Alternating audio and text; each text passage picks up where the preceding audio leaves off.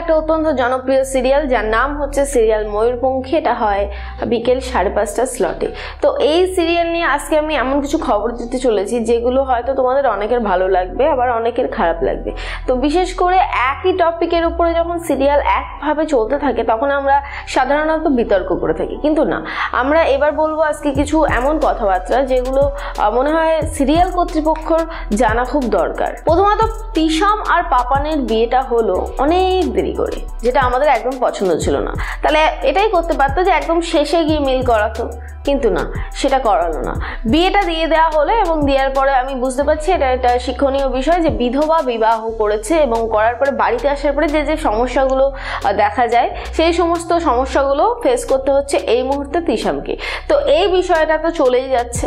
তো রিসেন্টলি বেশ কিছু এপিসোডেই একই জিনিস দেখা যাচ্ছে যে বাড়িতে অপমান করছে, সেখানে সৌরদীপ গিয়ে ফাইট করছে, সেখানে গিয়ে তিশাম তাকে বাধা দিচ্ছে, আবার তিশাম বলছে যে আমার হয়ে তুমি এরকমভাবে জাজ করো না, আমাকে মানিয়ে গুছিয়ে নিয়ে থাকতে দাও, এই ধরনের বেশ কিছু ব্লা ব্লা ব্লা। তো এই ধরনের বেশ কিছু টপিক চলেই যাচ্ছে, মানে বেশ কিছু বলা ভুল, একটাই টপিক ঘুরিয়ে ফিরিয়ে চলছে।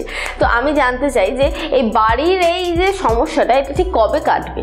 কারণ এইবার অন্তত দেখানো উচিত যে এত তো দেখানো হলো, মাঝে মাঝে টুকিটাকি বিষয়ে যদি একটা শিক্ষণীয় বিষয় দেখানো যায় সেটা মনে হয় ভালো, কিন্তু এই একইভাবে শুধু ফ্যামিলিতে অপমানিত হচ্ছে আর সৌরদীপ গিয়ে সেখানে বোঝানোর চেষ্টা করছে তিশামকে বা বাড়ির সবাইকে যে ওকে দিয়ে একটা কাজ করাবে না, ও কাজ করবে না, আবার ঠাকুমা বলছে এটা জয়েন্ট ফ্যামিলিতে থাকতে গেলে অনেক কাজ করতে হবে।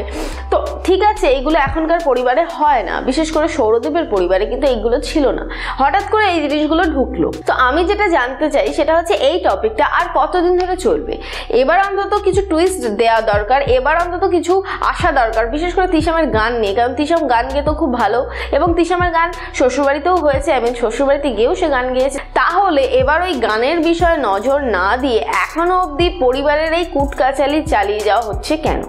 তাহলে দেখানো হোক যে শাশুড়ি বৌমার পাল্লায় পাল্লায় রিভেঞ্জ নিচ্ছে, সেটাও দেখানো হচ্ছে না।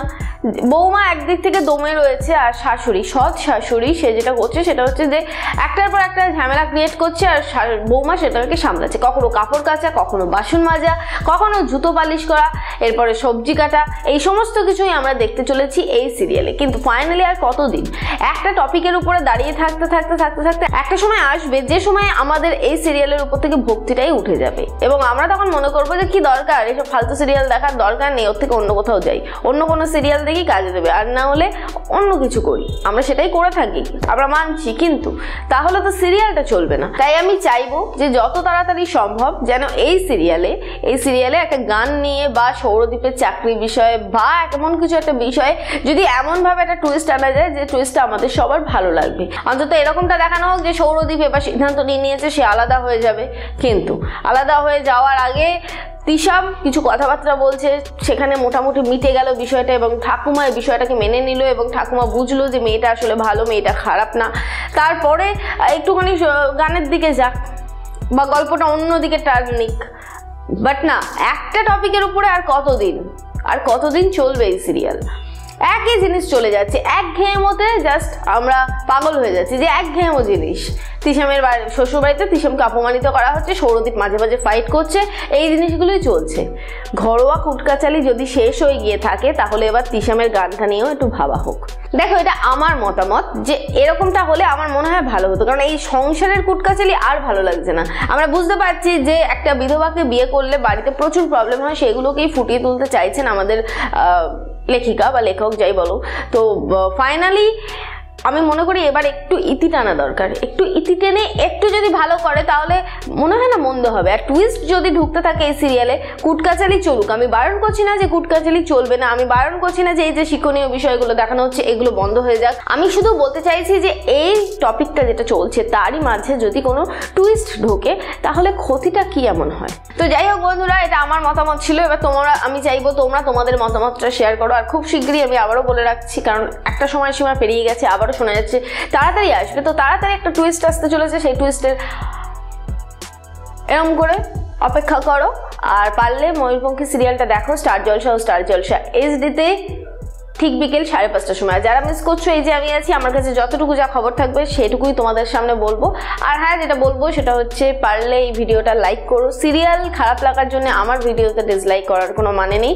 আর একটা কথা, সেটা হচ্ছে তোমাদের যে মতামত, আমি এই যে জানালাম যে এটা আমার মতামত, এবার তোমাদের যে মতামত সেটা তোমরা শেয়ার করো কমেন্টের মাধ্যমে। আর পারলে এই ভিডিওটা শেয়ার করে একটু সবাইকে জানতে সাহায্য করো, যাতে করে সবাই সবার মতামতটা জানাতে পারে।